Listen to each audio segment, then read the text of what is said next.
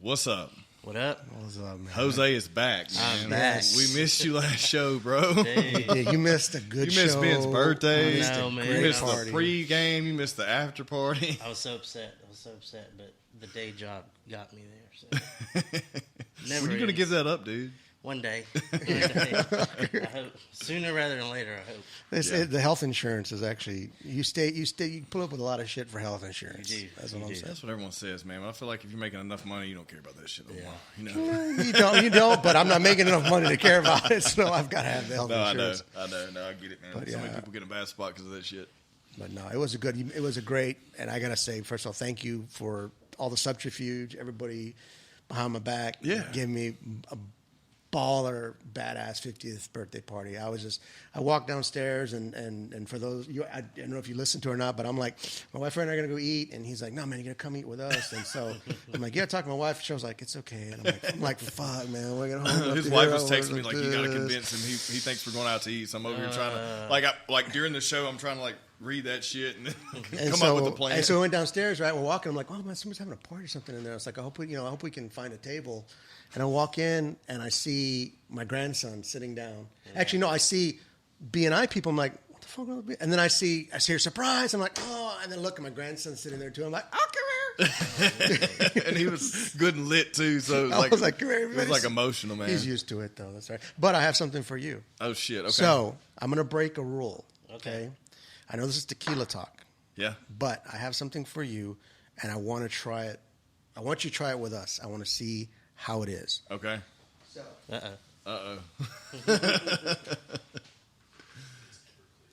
I have looked everywhere for this, and I couldn't find it. I found it when I was in Dallas. And this is the Oh, you were talking about that. the blackened whiskey, the Okay. bourbon. Hell yeah. Metallica. This is the Metallica.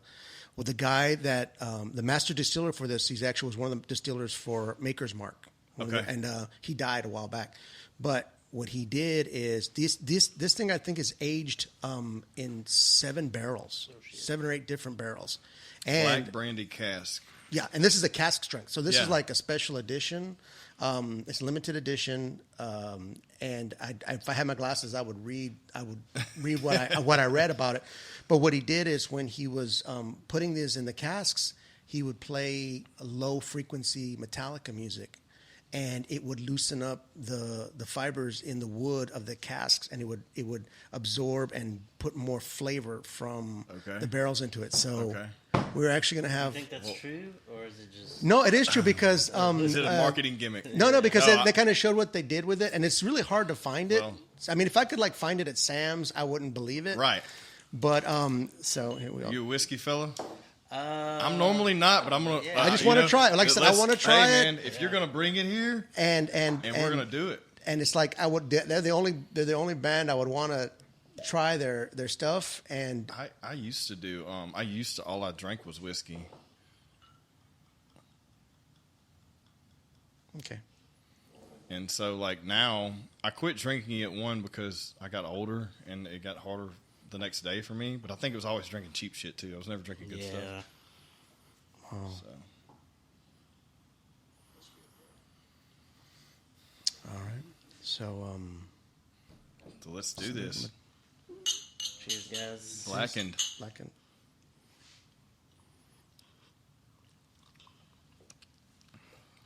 That's really smooth. It is surprisingly smooth. Yeah. wow. It really is. 'Cause Wow. I'm like, so, I just haven't, I can't tell you the last time I drank whiskey. He's got that burn, though. That's My that- belly, it's in that's- my yeah. It's like That's that whiskey burn, man. that's. Clear out the sinuses, though. But I figured we've been doing so much dang extra añejo. Yeah, I mean, it's And damn they're near the aged in same dang thing. bourbon Yeah, it's the barrels, so same- I'm like, I mean, well, let's it see has hints of whiskey in it for But sure. you know, that's one thing that I've realized. Like, the bourbon community is like so big these days. Yeah. And they talk about all these like crazy bourbons, and then tequila gets this connotation as like it only goes into margaritas and all that Yeah. stuff. But like in this show, now that we've been drinking like the good shit, like the expensive high dollar stuff, I'm like, dude, this stuff is on par. It is so good, and the thing is, like, I go everywhere now, and I only look for good shit. They're like, Yeah. I'm like, what do you have top shelf? And somebody's like, 1800. I was like, I don't want a fucking 1800. Yeah, right, or Patron. I was like, I don't want a fucking Patron. Like, Right. I'll mix that in my drink now. Like, I won't even mix the cheap. I'm to the point now where I don't even use the cheap Blancos to make a margarita. I'm Right. like, going to use a decent Reposado Yeah. or a decent Yeah. Blanco. But like, yeah, dude, I've become a snob, I guess. But the thing is, we know we can drink good stuff that's cheap. Right. Right? Like, this Yeah. stuff we're bringing on here is not $200 bottles. No, it's not. I mean, it's not, Casa Dragon or something like that, Yeah. which you need to bring back.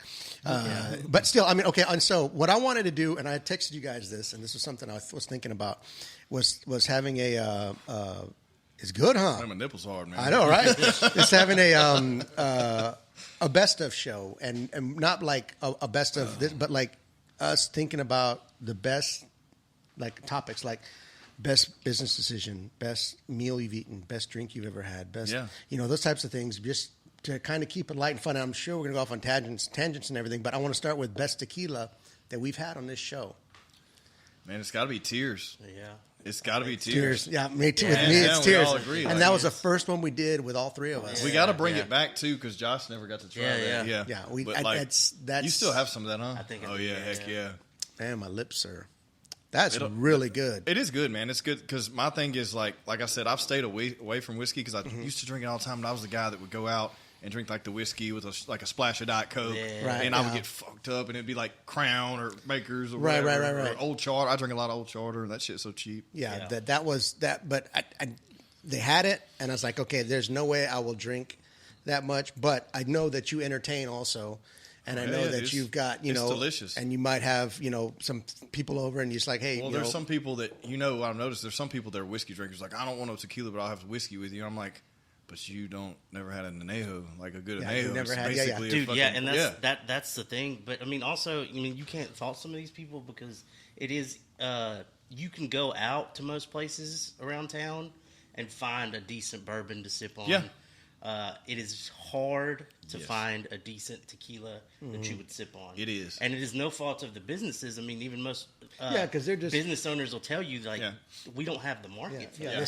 The silver Sauza is what we put in Yeah. everything, I'll tell you and what- they love it. What's good is El Campo.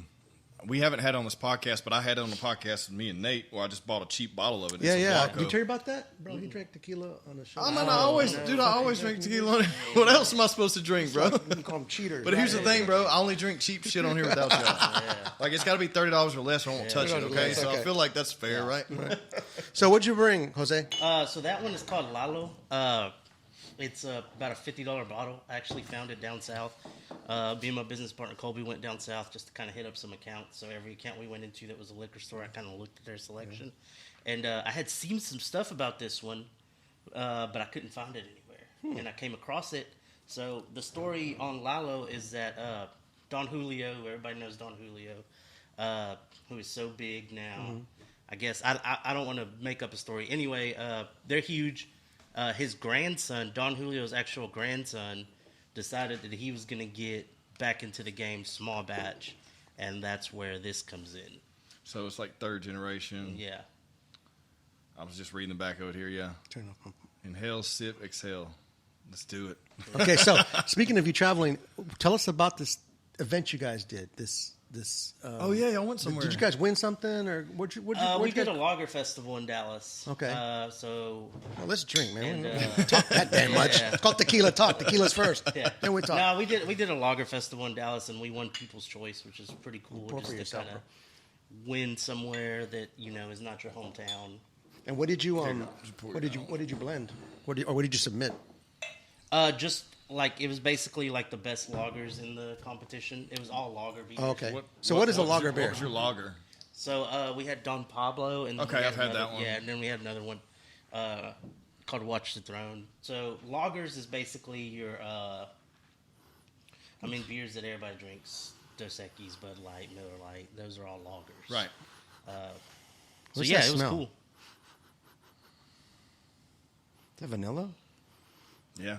mixed with pine? I don't know. Already lost it. All I right. sniffed too hard.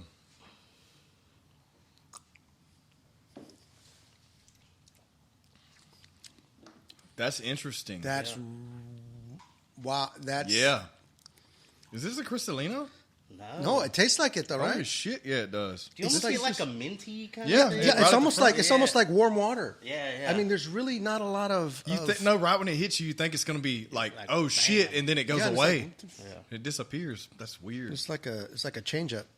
Did you just like shoot the whole thing? You didn't even savor it. Savor. Do you have any feedback on that? Actually do. Warm water. I agree with that. Yeah. Warm water. But yeah, the pininess. Yeah. Yeah, it's got a pininess. It's got a piney minty kind of. Man, that's interesting. Like when you were a kid and you played around pine trees, and you got it on you got the tar, sap. the The sap, resin, the resin in your hand and stuff like that. So It this is kinda a has a little bit Blanco. Yeah. Holy shit, it doesn't taste like one. So what's the difference between a Blanco and a silver? They're basically the same thing, aren't they? Same thing. Yeah. Okay. Just how they're The how cheaper they're ones, worded. they call it silver. Lalo. I have an uncle. His name is Lalo. Uncle Lalo. Tio Lalo. So. It might be your uncle. Shit. No. He's always asking for money. That ain't my Lalo. My Uncle Lalo. And plus, he's got all his teeth. Yeah. So that's my Uncle Lalo. Oh yeah. No, that's really interesting. That's probably the most interesting Blanco I've ever had in my life right there. Because that is I thought it was a Cristalino. I swear to God I did. I thought It's weird. I'm almost like there's nothing on I'm the almost back. okay. You know what makes How me? do you do that? I don't know. How the fuck do you do that? I don't know, but all I can think about is I want to drink it because I think it's one of those drinks where I feel I have to drink more of it because I don't think it's going to have the same effect. Yeah. As It's like, hold on, as let me another- try that yeah, again. Let me you know what? Just pour the whole damn thing into my glass Yeah. because it's not going to do what I want it to do, more or less. Now I don't know if it's because we're chasing it after this. Or Well, if I it's think that's a good because- palate cleanser for us, though, too. I mean, I think we start off with that, and then we go back to, a Blanco or silver, and then work our way back the other way. I'll say this, like, we talk about sipping on tequila. And that is, I would sip on that tequila, but it's like, I almost want to sound sacrilegious because I almost think like, man, that would make a phenomenal fucking cocktail. Oh, Yes, hell yeah. yes, Yeah. because it's not going to mess with the flavors of what Right. you put in it. Yeah. yeah. So you can mix a bunch of stuff, and it's not going to be like, oh, I can still taste the, Yeah. I can still taste the tequila behind it. You can mix flavors, and it won't screw it. Now, it may be one of those things where when you add flavor to it, it enhances it, Right. or it. Man, I would like to put some smoke with that, like a smoked margarita with that right there, because that like piney, that that woodsy Yeah, taste, that woodsy taste. kind of like you do like a smoked, what is it, a smoked old fashioned, but do a smoked margarita. Yeah, that'd be good. I'm gonna have to start bringing some. We'll have to get a mixologist in here one day. Just Yeah, like, we're hey, gonna man, do let's start like- making this it's up. gonna be like, We're gonna okay. try this shit straight up and then put it in a drink. Yeah. It's like, what's the best one that'll go in a drink? Okay, can you make this for us, please? Yeah. Okay, so what else has been happening with you? Because we haven't talked to you in 2 months. Dude, that's Yeah, it. dude, Just it's busy, been a trying- minute. Trying to stay afloat. Yeah. Trying to stay afloat. Well, I tell you this. Navigating through the waters. I do not like drinking at night because it makes me feel like an alcoholic. I prefer to drink during the daytime. Just so you know, because we're always setting records, right? Yeah. This is the latest podcast I've ever had. Oh. so And there you go. know what? And another new. that'll work. Of course, my dogs don't know what daylight savings time is. Yeah. So my lab is always like, I'm asleep, and all of a sudden he'll come up on my arm like that. I'm like, Griffin, come on, man, 5 more minutes, bro, 5 more minutes. He's like, okay, come on, we'll get up and we'll get him fed, and it's not even 6 o'clock yet, and so we're trying to be quiet. Yeah. But yeah, I don't know. I don't. When I was a kid, I don't even know if I remember. Like, I think when I was a kid, I liked this because it meant the holidays. Yep. It meant I don't Halloween. Really remember. Well, I remember it because I was big into hunting growing up. So like we'd go hunting, and so like it was like, oh shit, you could get up even earlier now. You would have to get up at 4:30 because it got daylight earlier. And it fuck you all up because and then you couldn't hunt after school because you didn't have time. By the time you got in a stand, it was like 4:30, and then it got dark in an hour. I do remember it fucking with hunting season, but yeah, I don't remember like it affecting me, but it's affected me a lot this Like, I past wouldn't week. mind it, but you walk out and it's 80 fucking Thank you. degrees. Oh, my and that's, God. like, I know, the it's like, issue. what? We got a cold front 2 days, guys. Okay. I'm ready. Yeah, Yeah, it's I'm coming. ready. It's coming. Cheryl and ready I are for it. putting up the trees this weekend. We're making a pot roast. We're gonna put it on. We're Hey, gonna I watch put Christmas movies. lights up yesterday, bro. We're gonna put up the trees. I went ahead and did it. Because we got trip planned for Christmas, and it's like, look, we're gonna do this now so we can enjoy it. And we've got 2 trees, and they're both on rotating stands because we have over 300 ornaments, and they're all Disney ornaments. Oh, okay. shit. Well, maybe about 10 of them are family ornaments, Yeah. but all the rest of them are from trips and stuff like that. But what we love about it is we'll go through and we'll take them out and we'll remember the trip. We'll remember, oh, we got this when we were there. We got that. And I broke on our 15th anniversary. Cheryl and I were on our 15th anniversary. We bought an ornament, right? And it slipped out of my hand this last year. it hit the ground and broke. Oof. And I was like, oh. Did she kick your ass? She was not happy, but I saved like the little topper on it and everything. But so we have so many of them that like this last year. We started where we don't even put up half of them. We have so many of them. It's like we kind of rotate, and but then it also she's like, I hate this because now I have to find where I put it. And she Tetrises every one of those boxes. Every one of the ornaments has a spot. Yeah. It's got a place. It's got a wrap. It's got it and the little box. And she knows. She says, "Okay, blue globe with stars, 2022 or 2012." And I'm like, what is it? She goes, it's a blue globe. It's got stars wrapped around it. It says 2012 on it. I was like, okay, that's what it means. But that's my love. So yeah, dude. That's all right. So what we're doing next? I don't. We're just saying the Blanco range for now because I have this. You guys are gonna have to hit me with the Spanish. You do that here, because I can't. I don't have my glasses. Casa Maestri. House. Right, so, I know that means. I know I'm just kidding. So this is from Cuban. Okay, so Cubans now, and you haven't been on since Cuban took the sponsorship because you missed the last show. So Cubans. But they did one before that though, didn't they? No. So this is the second one with Cuban. Oh, okay. So they've thanks to you guys, Josh and Jose for hooking me up with Grant, and Grant was like, hell yeah, we'll do it.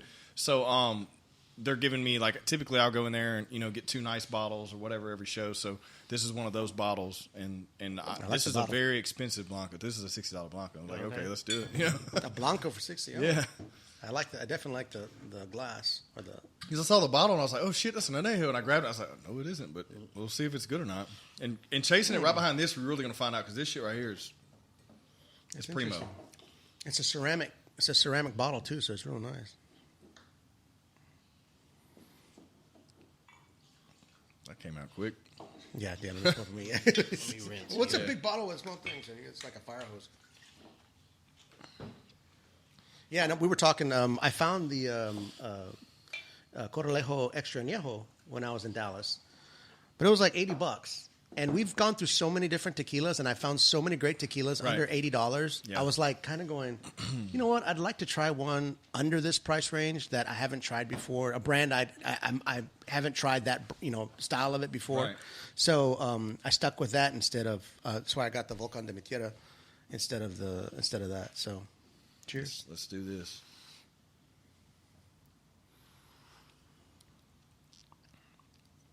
That one's interesting too. It's got a bit more bite. Yeah, but it's still not. It stays on the top. Yeah, it's still not. Yeah, it's still not more in rough. front. Like it's still. That's scary. There's a citrusy kind of orange peel.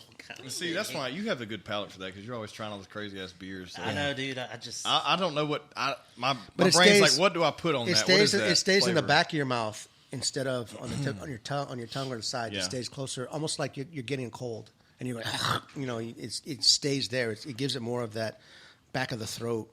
You're right, because I'm immediately like, I'm trying to clear my throat, and it's not doing. It's just back there.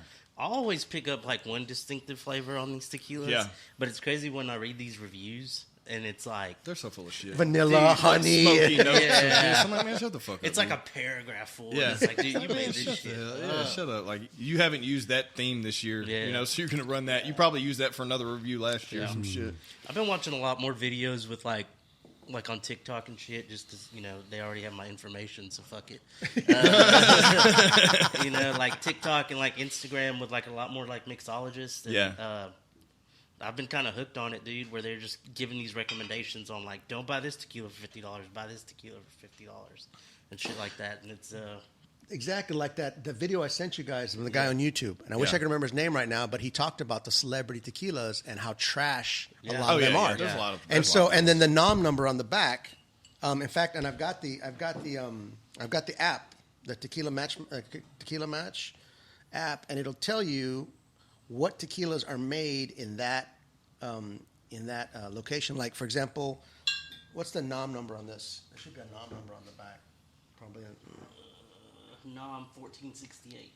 1468. Wow, this is wild because it actually says that Lalo Spirits is located in Austin, Texas. Huh. But it's that's bottled in Jalisco, right? That's all the different tequilas that distillery makes. Oh, wow. Is it, how many big ones? Let's see, Casa Real, Casa Vega, I don't recognize any of these brands. Well, that's good though, right? It's not. Well, any I mean, mainstream, it means it's they not haven't mainstream. been. They haven't been. Yeah. Mainstream. But This one, I mean, what's that? What's the number on that one? dude, I don't even see a 9 number on this thing. Where would it be at? Oh, there it is. 1438. What is that? The same as that one? Yours is 37, wasn't it? 1438. This is 1468. 1438. No, 1438. That's just wild, man. I think I've been trying to do better about staying away from the celebrity tequilas. Yeah.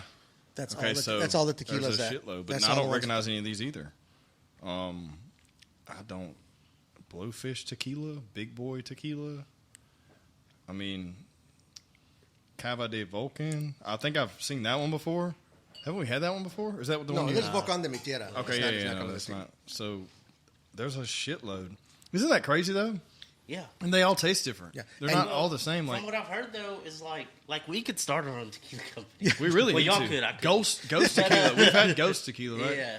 Why can't you? What are you talking about? Well, I already have an alcohol license. Oh, so you can't. Okay. Laws prohibit Yeah. me. Okay. Got you. But from what I've heard from people, is as easy as going to Jalisco, talking to a distillery, and cutting a deal, and say, "This is what I want my tequila to be." But and a lot of it is all the damn additives. And what I like about this there's so this many, app dude. So is, many. and I'm gonna plug this app. Can you put what's additive free and what's not? It'll tell you what's additive free. It'll give you confirmed additive free brands.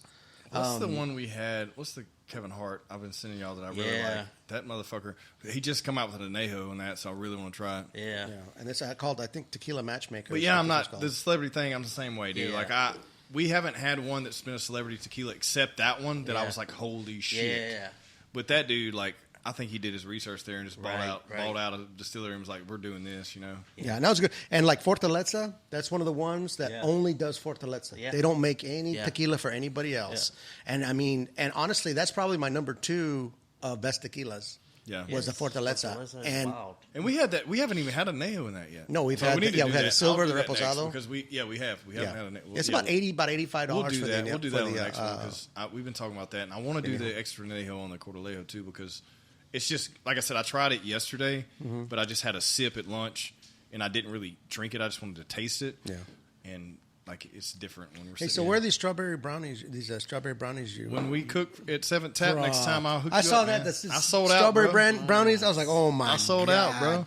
Yeah, I've stepped up the game, Jose. I got a new menu. Yeah. Been selling out everywhere. Yeah, so I've been making him. I've been making him some. We're going to do some nachos, and I've been messing with some recipes with hatch green chili, Nice. like flame roasted, real hatch green chili, and so I gave him some, and then so I've kind of been messing with the recipe a little bit. And I made it a little bit more viscous. The viscosity of it is a little bit thinner now. Yeah. But man, it's going to be good when we come up. Yeah, there, we're it's gonna gonna hook be them really up. We're good. gonna have some nachos there. A couple. Nice. I'm doing street corn now. Yeah. What? So like, Andrew Cassick was supposed to be on the show yesterday. Damn. But he got snowed in at work. So he's gonna be on next week. So we're gonna be doing Nice. some barbecue shit next week. But Andrew's the one that has Bad Wolf Barbecue. Oh, it's a Bad Wolf. Oh, okay. It comes to Jose's. Oh, that okay. I- That's my fucking boy. that I haven't got That to. guy- I haven't got to like sit down and catch up with him. So I'm ready for that shit too. That guy's a fucking genius, dude. He Yeah. does some shit sometimes. They I'm do like, some wild shit, dude. So we got a runoff for mayor. Yeah, I saw For that. two. And I'm just going to say this, okay? Because like I didn't know we were gonna go I helped. there. I helped with. No, I'm going to say it. I'm only going to say it because I thought it was very interesting. I thought it was really good that the number of voters versus how many people live in Shreveport Yeah. is pathetic. I didn't look. I don't know anything. I mean, about it's it. like the top. I think the top runner had maybe 40,000 votes, and then the next one was like maybe 30,000. I mean, probably there was less than a couple 100,000 people that What does voted. Shreveport has like what 320,000? At least like that, 3 yeah. for 20. Yeah. And now, how many I think registered? the I don't know. metro here is 500,000, I believe. Yeah. I think But it's like 480. I had volunteered, to help Chavez. Okay. Yeah. And I said because I said I want to, I'll help whatever. And so I went to wave. They asked if I wouldn't mind waving signs from. I'm like, okay, cool, I'll go do that. So I was like, well, just tell me the time and the place. And so they said, okay, well, you're going to be from 1 to 3 at this I location. saw you were in the hood, bro. At this location, yeah. So they pretty much put me at the corner of Martin Luther King and Malcolm X, and I was by myself, and there was across catty corner across the street was the Mayor Perkins group, and over here was the Mayor Perkins group, Oh, shit. and over here was the Mayor Perkins group. But and the thing about it is, I just kind of like like held the sign like this. I felt like when I did this, I was doing like Black Lives Matter or, Believe Her or some shit like that. I felt like I was protesting when I held the sign over my head, so I just kind of held it down. But what I found was interesting was that when you wave to people, 8 times out of 10, they wave back to you. Yeah. 100 times out of 100, a child They always will do. wave to yeah, you. they love it. I saw so many children in the backseats of the car. I'm like, and the kids are like, and they wave until they don't see me anymore. And I thought that was really interesting. And I kind of did a social experiment while I was out there. I was out there for 2 hours, right? Might as well. So finally, like, okay. So in a space of 45 minutes, I saw 100 handicap placards on the rearview mirrors in one intersection in 45 minutes. Holy shit. Okay. I saw 7 people run a red light Yeah. or run the yellow light. Right. About 4 people make illegal U-turns, and this is all in 45 minutes, okay? Because at the end, I'm like, okay, I need to start making this fun. I'm starting making this fun. And then the worst part was there was a garbage truck had come down and then turned like in front of me, and all their juice and shit flew out the side of the thing. I was like, oh man, and it didn't hit me, but it was not a cold day yesterday, so it was warm, so it starts, baking and brewing, and I'm like, oh, it stink. But luckily there were so many cars that went by, they kind of picked it up and threw it off. But also that there's a lot of crappy cars. Oh, yeah, dude. There's a Street lot boy, of noises. And it was just very interesting because I hardly ever hang out at that corner. Yeah. But for the most part, people are people. Yeah. And yes, I will say probably the first 15 minutes, I was like, oh, I'm gonna get shot. This is, but I'm a little dark. I'm not dark enough, but I'm a little dark. But most people, if I made eye contact with them, I was like, what's up? And they waved back. Yeah. I smelled so much weed going through that corner too. It was like, oh my God, okay, there's another one. But it was a really interesting experience for me. Again, because I was by myself, but also because I was doing something for a city I don't live in. Yeah. But again, what you can't wall off what happens there to here. It's going to either flow over here or vice versa. So nobody can ever say it's very difficult to say that's not my problem, because there's a lot of things you look at and go, man, that's not my problem. You know what? Well, if everyone says that, nothing's gonna get done around here. You know what I mean? And no, I get that. But so I'm enthusiastic about what's happening in the future for that town and for everything like that. But it was very eye opening for me. And by the end of it, I was like, oh man, my 2 hours is up. It's time for me to go. I wasn't sad to leave, but I was like, it was not as bad as I had originally thought it was. Strenuous. You got something out of it. Yeah, I did, and I got a lot of it. So I really enjoyed it. So anybody who's thinking about volunteering for something, do it. Yeah. But it was a little scared there. I was like, I kept make sure my car was locked. Okay, it's locked. It's locked. It's locked. Yeah, we've had to run a couple political campaigns here recently with these recent elections. I won't go into who it is and all that, but what you start noticing is certain people getting in certain positions so other people can get in front, and then once they lose, then there's a runoff, and then those people will assume the votes to complete the task. Yeah. And that's where it gets fucked up. It's like they're getting close. Okay, we're like 3 months out on this election. Oh, I'm going to run. That way I'll assume some of your side's votes. Yeah. And I just hate the one side versus the other side shit, man. So it's like, oh, I hate But I do like what somebody said, or somebody wrote something that said, it feels like we're children in a divorce trying to figure out who's going to get custody of us. Yeah. This last election. Not local. I'm talking about like in our national election. This last one has been like, what the heck's going to... But I will say what's very interesting and is that oddly, after the election, our business picked up today. Yeah. Really weird. I've been it was like for the today. last... Me too. I was slammed. Yeah. It was like... And it was almost kind of like everybody was... I don't know if they were waiting to see if Jesus was coming, this morning or what, but... We've been very slow. Yeah. Very slow. Now, I don't mind slow times because that means I can finish all those things I didn't finish during the busy times. So, as long as you take your time and go, oh, okay, well, now I can do this, and you're productive during it, slow times are not a bad thing. Right. But Well, I think it's just the times too. do this one Let's talk more drinking, Ben. Yeah. Yeah. I think sometimes you can predict, like, judging by the months and stuff, like what's going to happen. Yeah, and that's where you do it. Now, I won't say that. Well, actually, I'm not even going to go there. But yeah, a good company will always look at the busy time and help it carry them through the slow time. I learned that in the golf business. Yeah. This is a very interesting bottle. It is a square at the bottom, round at the top. I just realized. Yeah. Oh, hey, do That's that. why You I go was to like, this looks interesting. It's a Cochino. reposado. They're like, yeah, man, that's a nice What bottle. is it? Don Ramon. Don Ramon. So that's another one from Cuban. Yeah. And this is a shout out to reposado. So yeah. Thank you. It's very light for a reposado. Yeah, it is. It is kind of light. Yeah, you're right. I didn't think about it's that. Yeah, very you're right. light. Because this is a reposado too, right? It's almost like healthy urine. This is a shade darker. Looks like Healthy like pee, right? a pea with Healthy like some pee. liver issues, maybe. Like a little. Well, I always brown heard that it was like wheat. Wheat is supposed to be the color of your pee. I'm like, so dark brown is not the right color? No, sir. That's an interesting cork too. It's got a little. It's a little diamond thing. It's so funny that when I'm home, I'll pull the cork out of a tequila bottle, and it'll go. And she was like, "What was that noise?" I'm like, "What noise?" She goes, "That noise. Is somebody choking?" I'm like, "No, it's a cork coming out of a tequila bottle." I don't know. Did you already hit it? Yeah. It's like y'all talking. I'm not fucking Dude, hearing. I just. Whoa.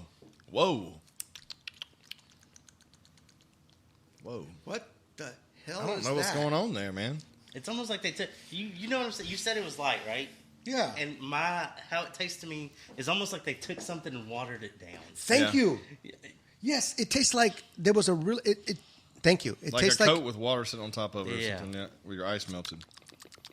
I don't know. I don't know, man. I don't know. It's not going on the list. But hey. I don't know. I feel betrayed. Yeah, dude.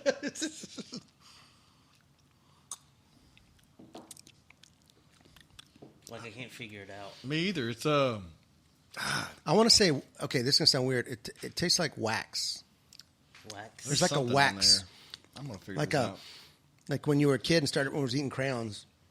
It was like there's a waxy a chemical. There's a chemical flavor in there. Yeah, I think you have there's a different type of wood. That's what it is. I think like you're.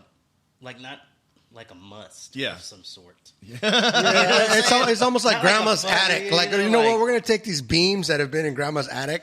Yeah. And we're going to. You know what I was thinking, Like and some I didn't want cedar- to. I didn't like want to. some I didn't want to cedar? sound like a super Snob. snobby. But in the beer world, we have a term called horse blanket. Yeah. Which just means like piney, kind of like old, like you're talking about, like old wood, Yeah. strawy, and I almost get that with that. What Well, the hell is that flavor? I don't know, but we're gonna watch this one. I'll tell you what. I'll use that to mix shit with. Oh. But I mean, it's no fault of our sponsor. It's just what I Like, picked. have you ever been changing the oil on your car and you didn't wash your fingers enough and you bitching? And I don't know it's what like, I don't know what it is. It feels like a different type of wood. Like that's what I keep thinking. Like it's a wood that normally. You know what's crazy though? I think this is one of those drinks though. It's going to hit you at the end if you drank a lot of it, because you're like, drink it, keep drinking, trying to figure out what the hell is Yeah, that flavor. and it's so light. Yeah, but I can't think of anything that would blend with this. Nothing It's- citrusy. Nothing. It's a fucking. It's close. The arrow is closer to mescal in this one. Well, I wonder if I'm telling you. if it comes out too hot and they try to like cut it. Yeah. Here, bro, somehow. taste this. Yo, Yeah, where you been? You're a mezcal. Get over You're a here, mezcal whore. Try this and see what you think. Oh, yeah, I wonder if they try to cut it with. Showing him a scalpel? Just Yeah, I did. a little bit. You're the only person we know that likes it. So yeah. Because I like scotch. I like smoky. Well, there, but this is not even smoke. This I don't even is- know what to yeah, call okay, it. but Lau, watch his This face. is Smokey's cousin. Let's watch his face. We're just gonna watch your reaction. You can't just shoot it either. Like Yeah, you need to get sip this. a small hit, then shoot it after Yeah, that we second want to see drink. what your palate says. Or have you had too much and you don't even know? Yeah, no, It's interesting, right? It does. No, you. Yeah, see. Is there peach? No, I don't know what it is. It's like your kid trying to tell you why It's like you a while weird- they were late, there's a weird and you're like, wood "What in the there. fuck are you talking about?" There's no peach. No. I don't taste peach. I taste peach. That's why you're behind the camera. There's something, dude, I don't know what the fuck it is, dude. and something lingers in the back. peach or apricot. Oh, yeah. Yeah. It's like a tree fruit. It's a tree fruit. Then they probably But put that's it. what I was saying with that must. They Like, you know probably what I'm saying? put it. Like, I wasn't talking They about, like, probably put it in a musty. fruit wood barrel or something. Okay, we're gonna look this up on Tequila Match. Okay. Yeah. What's it called again? It's Don Ramon. Don Ramon. Yeah, but I think in 1602 is your nom. But I think if y'all were saying that, it could be a fruit wood. Yeah. It's aged in a fruit wood, and then it would give it that taste. Cherry oak. Yeah, or fucking anything really. It got a 72 rating. That's So, interesting. Out of 100, yeah, which is actually pretty. who the fuck's rating this shit? That's what it says. 1,000, I hope. No, So- All right, I can't see the shit, Panel so- 64, 72 community. 64 is the panel. Oh my god, Yeah, I don't know what that means, but that was a D. okay. Agave tops, Weber, whatever. It's a Lisco. Everything's a Lisco. Acid thermohydrolysis is the diffuser crushing. Fermentation, 100% agave. Stainless steel tanks. Fermentation without fibers. But what was it aged in? Let me look at this thing. American white oak barrels. That doesn't taste like nothing like white oak to me. Yeah, this is more Jose speed. I don't know anything about that shit. The water. Could be the water they used. What, they use piss water? I mean, it's not that it's bad. It's not just that fucking bad, weird. but it's almost like, okay, you would, and I'm going to I say wanna this. keep I'm drinking going to because say I this. can't put my I finger would on it. expect a better flavor. Yeah. I almost said like, okay, don't judge a book by its cover. Right. Okay, but still, it looks like they took the time to make it, Right. I would have like a you know. gold clasp on it and shit. And, yeah, you gotta. But we see you dress up stuff sometimes it doesn't, But I don't know, man. I mean, It's weird. it's very weird. That's probably the weirdest one we've had. I feel like. Tell you what, though, is if you're gonna mix it, like peach margarita. Yeah, something was. But again, I think unfortunately with this, I think it being a reposado, if you do mix it with something, it's gonna change it. Yeah, And it's not going to be a taste the same. happy Yeah, change. not It's going to be like a. It's Yeah. going to be like an ugly stepfather change. Well, It's that's what I was gonna saying be with like, that other one. Even though it's a Blanco, and we say now, us being where we are, we drink Blancos, we sip Blancos. Yeah. 'Cause we're not against it. Right. And like I said, you can make a cocktail with that, but I felt like why I said that is because it's going to add to your cocktail. Yeah, it's gonna give it. That's going to add to your cocktail also, Yeah. but I don't know if it's going to be a positive addition. I don't know what the hell that is. Just I can't think of anything I would want to mix it with. Nothing citrusy, nothing acidic. I don't know what would, if it would enhance or dilute that flavor, because the flavor tastes diluted. It tastes like a diluted sorry, flavor. it Like tastes there's something on the end there that doesn't. Like your fucking ice. Yeah, like you're melt. waiting for it to get there. Like, come on, man. Oh my god, it's like Kool-Aid that's been watered Yeah, down. but how do you do that in a tequila though? Like you don't. Even the worst tequilas are potent, right? They're not Because they have masked. additives. Now this could not have. This might be non-additive, and they just diluted it. There's something Yeah, it there. doesn't mean it wasn't cut. There's with something there that it's close to. And I can't. Reminds me of schnapps. Yeah, it is very wet. college? It's wet on the tongue. I think what you mean, like it's wet on the tongue, like the Oh, whole we're- time your mouth's never like yeah, your tongue's staying layered with some kind. You have a It's layer. like listening. It's like listening to a singer go flat or sharp, and you're like, Oh shit! We should tag that distillery. I'm gonna tag all of them. I need to start tagging all of them anyway. But we need They're in to- Austin, it's almost- Texas. it's almost- Maybe they'll bring us out for it's a almost tour. grassy. Yeah, It's almost like a grassy flavor. I don't know what it is, man. All right. Well, I this still gotta is finish this one. Shit. Volcan de mi Tierra, and the first time you pour yourself. So you've the first had this time you before? no, I haven't had this one. The Okay. first time you and I did Tequila Talk, I brought the Cristalino, and that was the one that was the highest. The little. No, sample. the big one. That was the highest shit was ranking, the delicious. highest rated in customer rated for Wine and More or Wine Plus or whatever like that. Cristalino? Yeah, the Cristalino of this was, It was fucking. and it's got a little volcano in there. Yeah. But They might have been some of the first that started that shit, though. yeah, I think what they were. I- I think they were one of the first Because ones we to do were that. talking about it, and I never had one, and I didn't know what the fuck he was talking Yeah. about. I was just like, "Sounds good. I'll taste it." I don't fucking know. Dude, and now that we've gotten more into the Cristalino, like I love I've them. tried some and I think they're great. I've also ran into some people that are like, no, fuck that. Why? You're stripping. You're the stripping tequila- something from it, You're yeah. stripping something from what it's supposed to be. I don't know. I mean, my thing is like, who cares? Yeah. Drink what the fuck you like. You know what I Yeah. mean? Like, I mean, I don't mind añejos, but I mean, when you get to that whole extra añejo thing, it's almost like I can only sip it. I can't enjoy it like. It's Yeah. not something I drink on my way, Yeah. after work. Yeah. I will say this though, I'd like to get more into like doing my research and seeing what's additive and additive free, because with the I'm still fucking with that. You don't like it? I'm still fucking with that Don Ramon. Yeah. no, damn. with the Cristalino thing, like I get it. There's an art to that still, but I think when you get into like adding additives, like you're masking the Yeah. art or the true essence of what Yeah. you're trying to create. You don't think that's a fire or a shooting? Well, is it going to Shreveport or Bossier? I don't know. All right, let's try this. Peace. Well, that's sweet.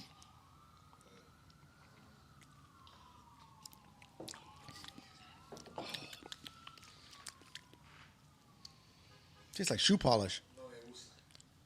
Yeah, it's got something going on there. I see why they Cristalino. Nah. And that's just the reposado. That's not even the añejo. But then it changes at the end. It's from the Highlands. That's what you were talking about last time with the agave. European. It's in European oak barrels.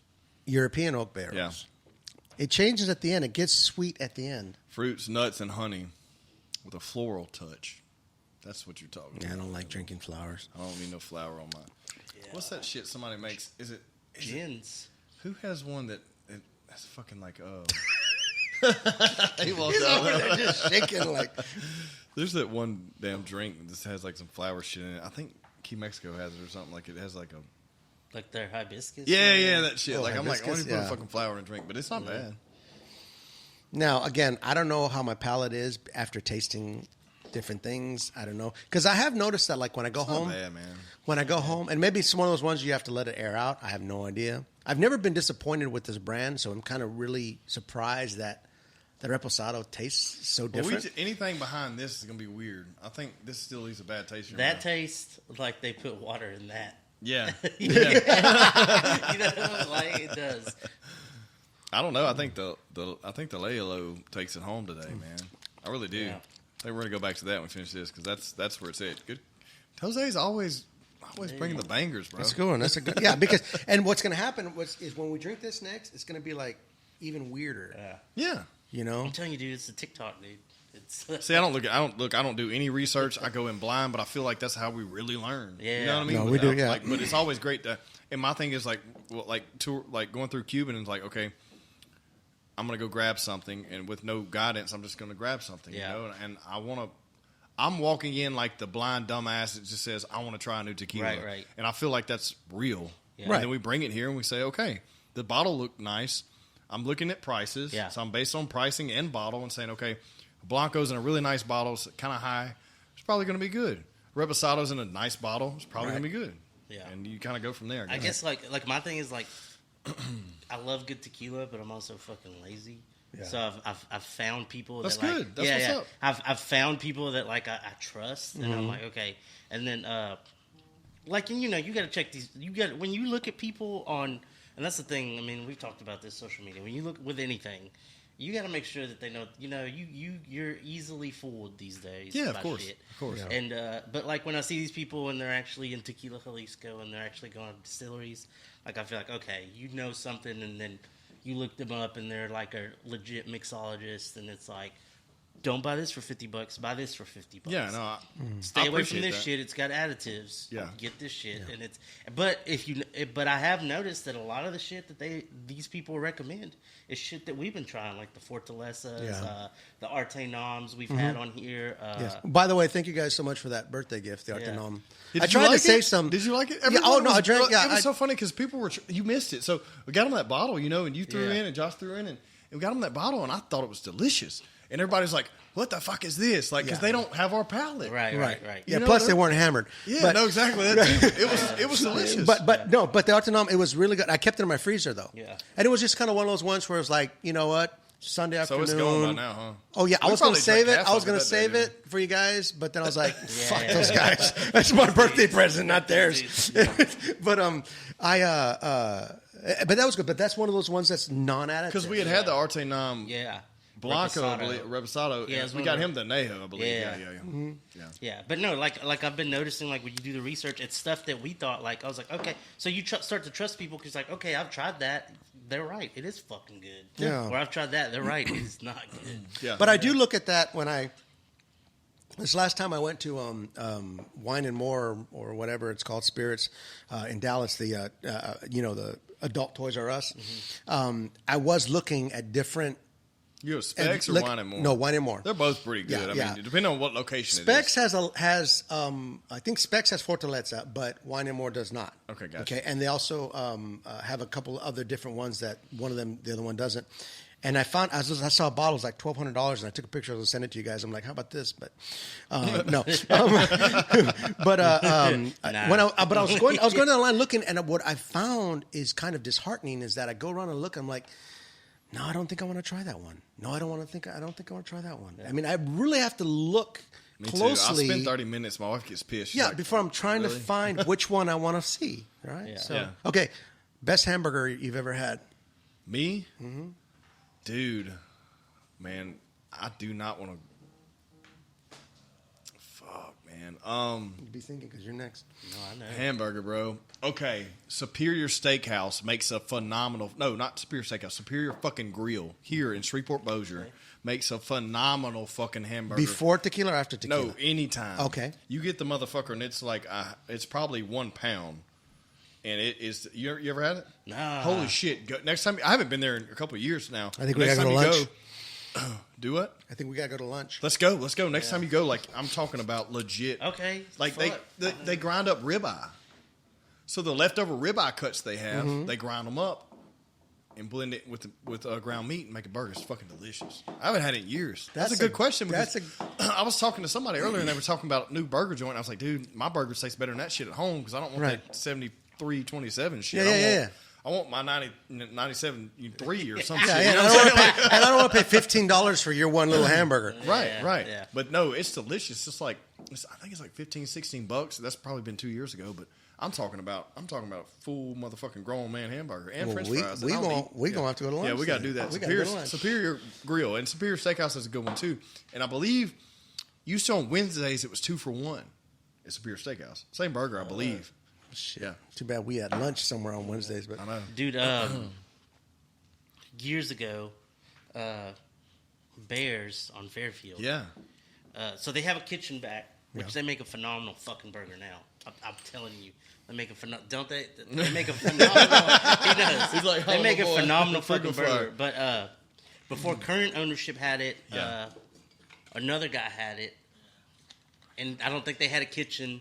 But before that guy, another guy had it, and they had a kitchen, and they would make this burger, but it was almost like a fucking oval shaped burger. Like I couldn't figure it out. Like it wasn't a fucking. it wasn't like as thin as like a McRib. Yeah. It was like, but it wasn't completely circular like a burger. Yeah. But dude, it was like I tried it and I was like, this is the best fucking burger I've ever fucking had. really, Yeah. And they're gone now. They're gone. Well, Bears is still there. It's a little dive bar. Me and my employees will usually go there after work because it's right there. I say me and my I've gone like once or twice. My wife, it's like it's kind of hard to explain. Like, hey, we're going to Bears with the crew. Yeah. But no, they still make a hell of a fucking burger though these days. Yeah, I've been seeing their advertisements. They have these little artisan burgers and doing some crazy shit. Yeah. So for me, my favorite burger is Blake's Lotta Burger, which I got to give it up to Karen. I told her Where's that at? go to Blake's. It's in New Mexico. Okay. I told her go by there, and she did it. She took a picture of the Cup of Awesome at Lotta Burger. But the best burger, baby, you listening? Best burger I've ever had in my life. I know where it is. The day I got married in Hawaii, we were staying at the Hilton Hawaiian Village. And we were already living in Hawaii, so it's like, where the fuck are you going to go for honeymoon, Yeah. right? We're already living there. So we, it was an incredible wedding. It was just us and our friends, no family. And we ordered room service, and we watched Blue Chips, the movie Blue Chips. And we ordered the hamburger, okay? And I swear to God, her and I kept looking at each other going, is this not the best hamburger you've ever had in your life? And it was one of the greatest memories of course, obviously, of my wedding day. But am I right? Yes. Yeah. So, and we even went back. We went to go visit, like 5 or 6 years later, we went to visit. Didn't taste the same. Oh, it didn't. Didn't taste the same.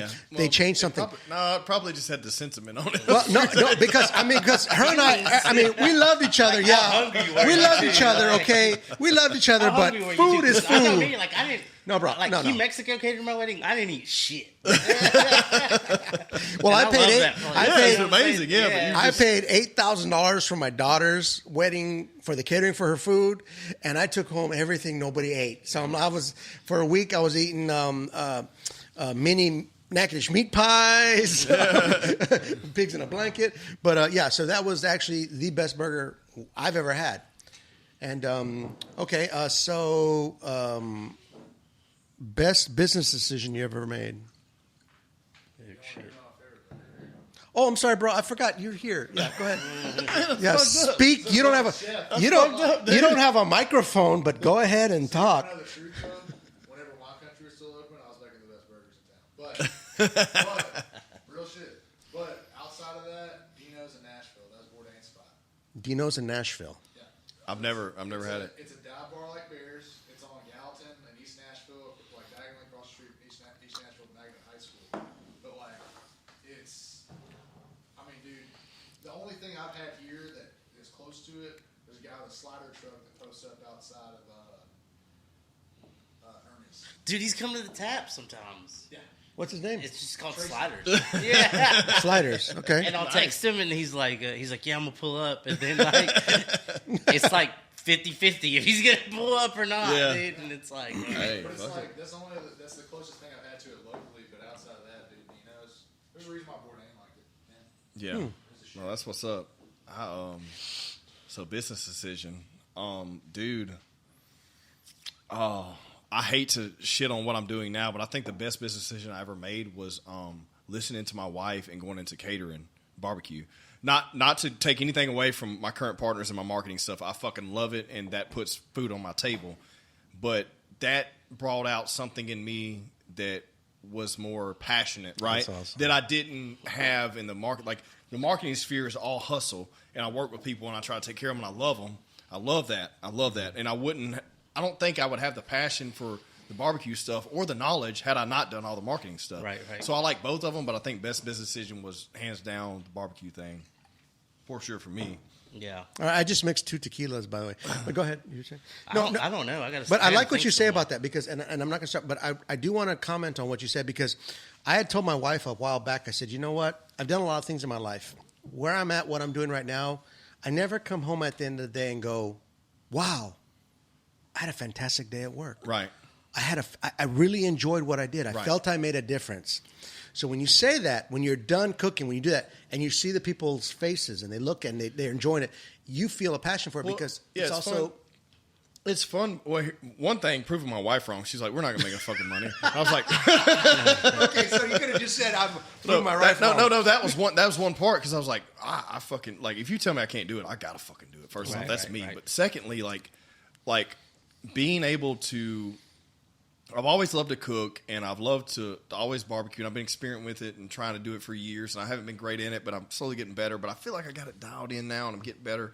But, like, there's something about every single profession has people that look at you weird. Yeah. Right? Like, so if you're in this industry, they're going to be like, well, so if you're marketing, they're like, well, they're going to look at you like, well, they think they know everything or whatever, or they, that whatever, think you're better than everybody because they're always telling people, whatever it may be. Or like, if you're in the beer industry, they're like, well, you just deal with beer snobs. Like, you know what I mean? Yeah. But when you get to food, it's like everybody has to fucking eat. Yeah. Right. And I feel like it's a common ground where I can take the lawyer or the dude at the janitor and the same reaction when you present them something that's, tastes good. Right. And so me and Josh talked about that when Josh, the chef stuff. But I think there's something to that, and I'm like honing in on that. It's like, dude, across the fucking landscape, it's all the same. Like the grass is the same height. You know what I mean? I like it. Right. Very good. What about you? I don't know. I'm still thinking. Well, keep thinking. What's yours? My best business decision? That's interesting because I had a long time ago, I'll say a long time ago, when we had moved here, I was going to obviously go do my own thing. But when we moved here, Our son Sage had just been born, so Cheryl and I decided that I would work nights and she would work days, and Sage would stay home. Someone would always be watching him. So he was 2 before he went to any daycare or anything like that. So that time that I had with him every day, snuggling with him, playing with him, laughing with him, we go on bike rides. I bought a bike, and then I bought a seat that went behind me that was not like a regular seat. It was like a special engineered, aerodynamic seat. And I'd put the little helmet on him, and him and I would go ride for 3 hours in the afternoon,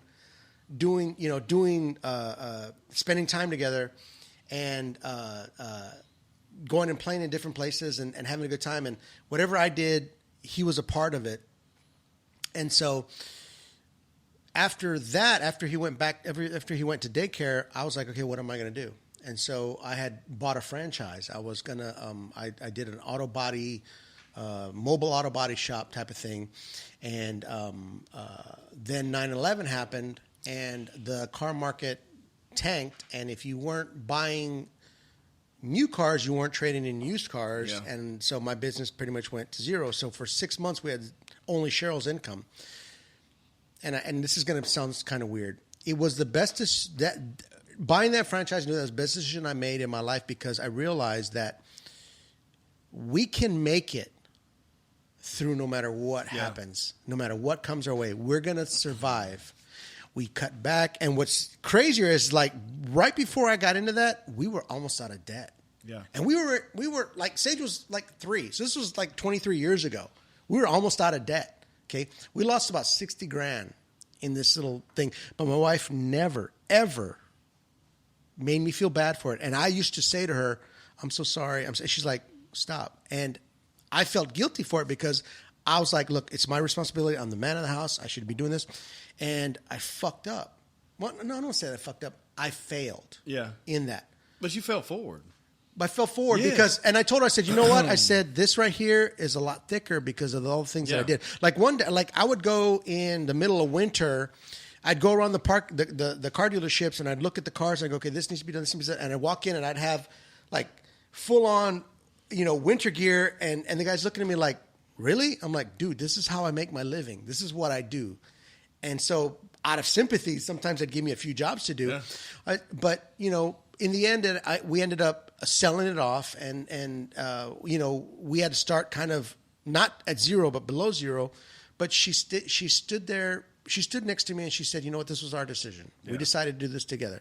So, to me, the bad decision that I made was actually the best decision that I made, because it made me realize that it doesn't matter if we're successful or if that. It's the fact that we have each other's back, that we are going to be together, and we're going to do this together. That was my thing. Yeah, I agree. I think it's awesome. Hell yeah. What you got? What you got? I think I'm going to say this, and I think the best business decision that I made is going into business with the people that I did. Because so many times I hear is like, be careful who you go into business with. Yeah. You might be friends going into this, but you're not going to be friends coming out of this. Or shit like that. And I get it. That's not to say that, like, the people that I'm in business with, that we don't have disagreements, because we do all You have to. You got to have disagreements. That's the best thing in the world. And it's not to say that there's not struggles. I mean, like those two dudes, like, I fucking love it. Like, when I say that we are a brotherhood, we're a fucking, like, brotherhood. Yeah. Because, we always go back to it, like, regardless of what happens, like, we say to each other, like, we got, we're all we got. And it's weird because, like, I'll say this on there, like, Jose has made $0 fucking dollars off of the 7 Tap. Yeah. You know what I'm saying? That's not to say that the 7 Tap isn't making right, money. Of course. And it's not a profitable business. Right. But I have made, and them two the same thing. Like, they have made no fucking money. But you're doing it right. Right. You're doing it right. That's fine, because you're like, okay, you have day jobs, you're able to do this, and, and bring money in and grow the business before you relinquish all, I get it. Like I said, it's a good thing, because everybody feels kind of their position. Like, Sam handles the production. And that's not to say that sometimes me and him don't have disagreements on things. Lord knows we get frustrated at each other sometimes.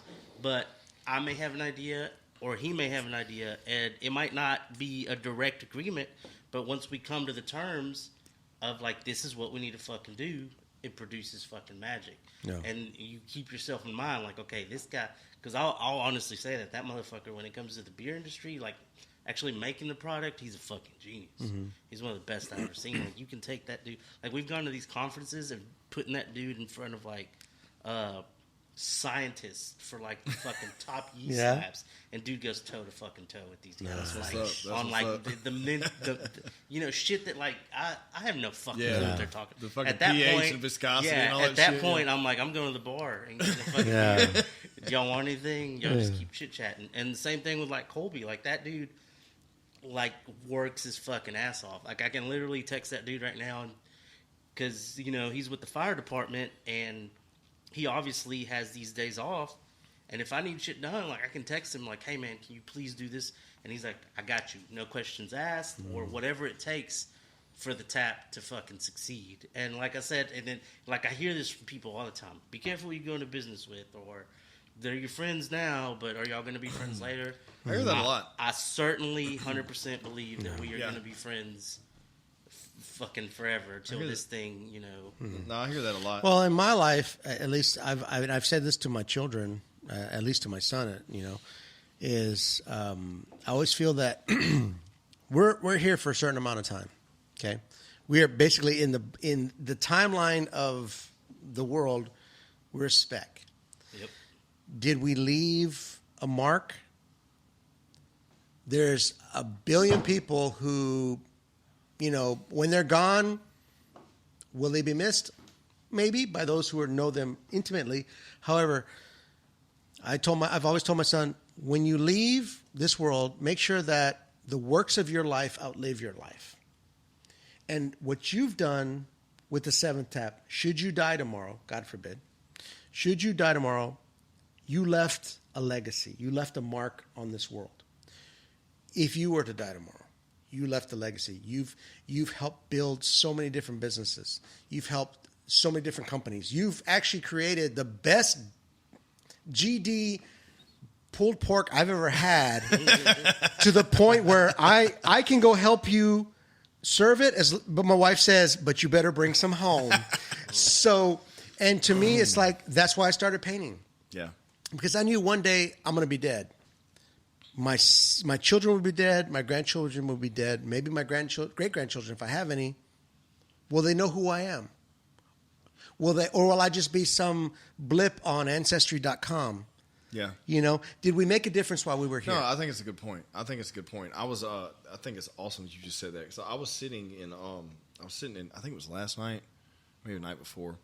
I don't know. We've been working out really fucking hard. We're doing this new program because my wife's getting ready to compete. And so I've been kicking my own ass, really pushing myself past limits I need to be. And she's doing good too. And I was letting her, I was like, I'm fucking wrecked. I'm wrecked. I feel like shit. And she was watching the show. And it was something intimate they were talking about on there where it was an Italian, it was in Sicily. It was this mother who lost her son to cancer, and the daughter had come back, and he moved to the States with the wife, right. And she had come back with the child and brought the ashes back to the mother. And she was talking about how whenever her grandmother taught her this recipe, and then her grandmother died, but then that recipe lives on through her. Right. Like, that shit's magical, man. Yeah. It really fucking is. Yeah. If you really think about things you eat and things people teach you how to make, Yeah. and then where do you think it comes from? Like, everything we have in this world started from somewhere, and like if you can roll it back, it's like that is a legacy. Mm-hmm. Like, I think that's important. I was laying there half feeling like shit, laying there listening to that shit, and she was crying because it was some savage shit going on. But no, it was all good, man. It was a good show, and I was, and that stuck out to me. I was like, holy shit! Like, I think it was the name of the show was Scratch, I believe.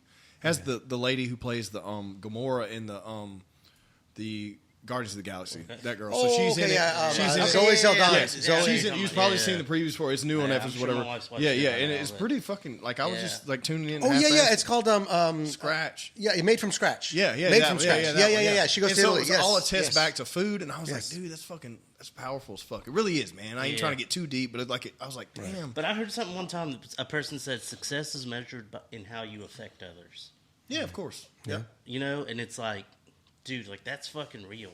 Yeah. You know, Yeah. because you can negatively affect people, but if you have this positive effect on people, Yeah. you know, like and that doesn't mean that you were like some, you know, success doesn't mean that you're some ultra fucking rich guy, but if you have like positive fucking, Well, so I think it's funny. So Josh and I were at Louisiana Tech last week, and I spoke to these students, Yeah. and they were asking about. There was one kid. I can't remember. Josh may can remember exactly what he said, but I think he asked like, what did he say? How do you measure success? He asked me how I measured success, and then I started thinking about it, and his answer was wanting to be something to do with money, Yeah. and I just couldn't say that. I was Yeah. like, dude, it's not that. It's There's a lot of rich. it's like, yeah, that's what I said, Fucked because up like people. I said, it depends on what state you came from. So like, did you come from the nothing, like no money, like I did, or did you come from somewhere that was too privileged and you wanted to do something completely different, and that was successful to you to get away from that life?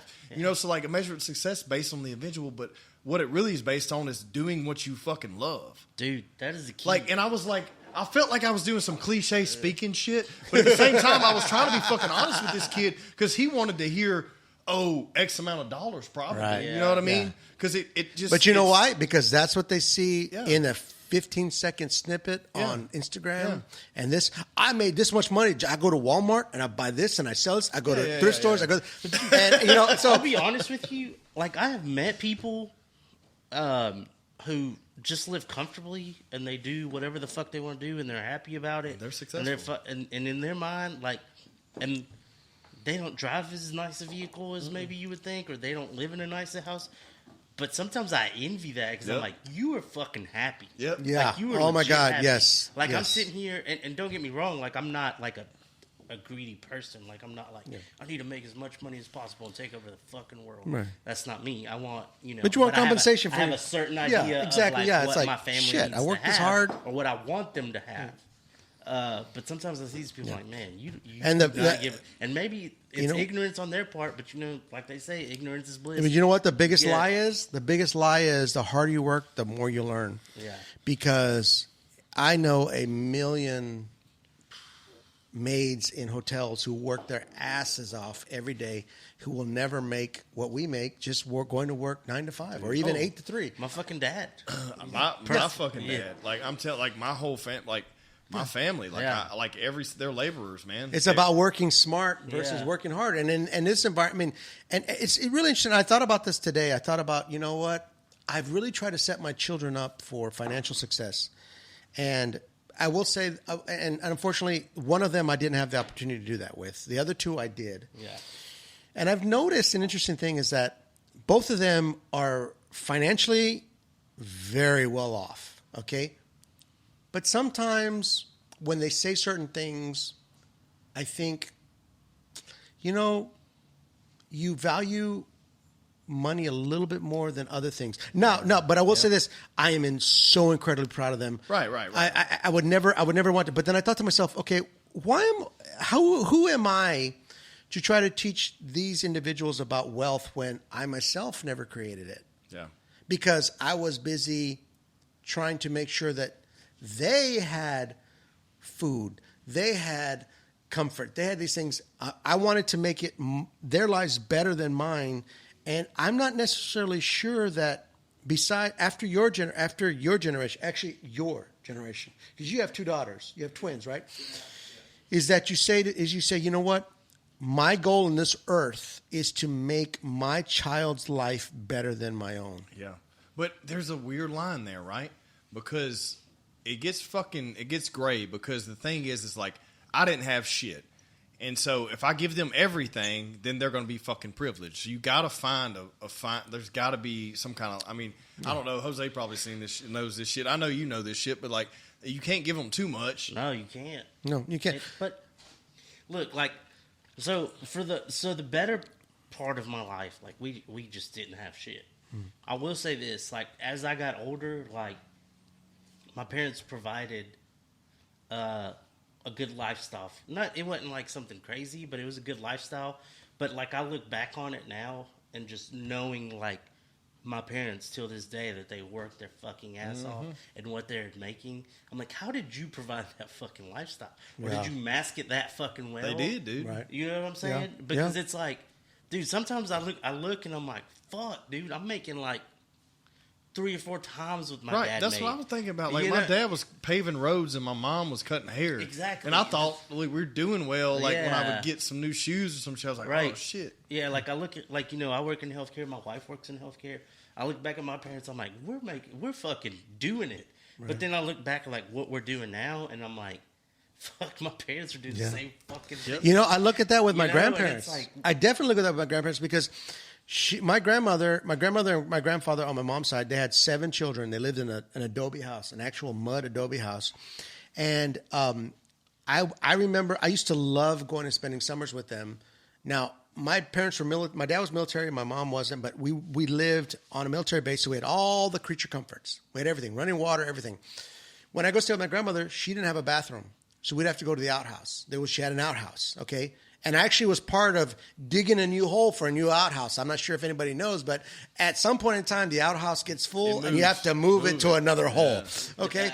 So, but what I always remember was that my grandfather was a plumber, but they raised 7 children in an adobe 3-bedroom house. And not only that, it was actually 2 bedrooms until one day they decided to take some barbed wire from a fence and go cut a hole through it.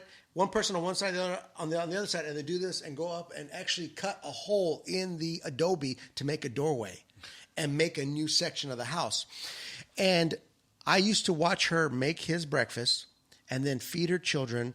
And I told my wife, because I was telling my wife the other day, I said, we're talking about, the best meal you ever had. And I told her, I said, I think for me, the best meal I ever had was my grandmother. She handmade tortillas every day. She made beans every single day because they raised all those children. Some of them are doctors. Are they from Mexico? Professor? No. your No. My grandparents aren't from Mexico. They were from Pecos, Texas, and the other one was from. I think his parents were from Mexico, but they were actually basically Mexican. Yeah, they were actually they were migrant, pretty much migrants. Right. But they were like first generation. No, they were poor as shit. Yeah. I mean, it was like when when we knew there was going to be a windstorm, my grandmother would tell me, "Mijo, go outside and spray the dirt." I'd have to spray the dirt with water so that way it wouldn't blow over the house. Yeah. Okay. So, but I would remember that she would make all this, and these children never, when they all get together, and a lot of them have passed away. Like, for example, my mom has passed away. When they get together and they talk about their childhood and everything, I love listening to it. The fact that they didn't know anything except what they had. They didn't know anything more than that. Yeah. And so the best meal I ever had, I told my wife this the other night. I said, the best meal I ever had was probably one of the summers when my grandmother said, "Mijo, come here." And she says, "I made something for you." I said, "What'd you make?" She said, "I made your favorite food." I said, "You made nachos?" She goes, "Nachos?" And I said, "No, I was just kidding." I said, "What'd you make me?" And she handed me fresh bean burritos. And I was like, I was ecstatic. And so to me, the best meal I ever had was my grandmother's handmade tortillas, her fresh homemade beans wrapped in a tortilla on a summer afternoon. It's crazy. That's the best meal I ever had. So let me tell you this. My parents, they would send us to Mexico for the summer because they believed it like humbled us. Yeah, plus they didn't have to watch you. Yeah, exactly. They believed until we turned like 15, 16, Yeah, exactly, and they found out we were fucking drinking tequila. Yeah, exactly. There's no So drinking. they're like, "No, these motherfuckers ain't going no more." No, but we'd go over there, and my grandfather, like how he made his living, he was he used to farm corn and sugarcane. That was his, and he was a beekeeper. That was like his Really? Yeah, A beekeeper. Cool. yeah, that was like his 3 things. So then, like, they would send us there. So my grandma would wake up 4:30 in the morning, mill the corn up, fresh tortillas every fucking Hell morning. yeah. So Now, did you prefer corn or flour? corn. Oh, bro, I was We a do flour flour. boy. It's I was a Mexico, dude. flour boy. This is Mexico, dude. There ain't no flour. We're I love them big old burn patches on some flour. Yeah, with corn all the way. So she would make these corn tortillas, and for breakfast, like we'd wake up, and it'd be a fresh corn tortilla, and she would put honey on it. You'll make like me my cry, bro. grandpa's honey.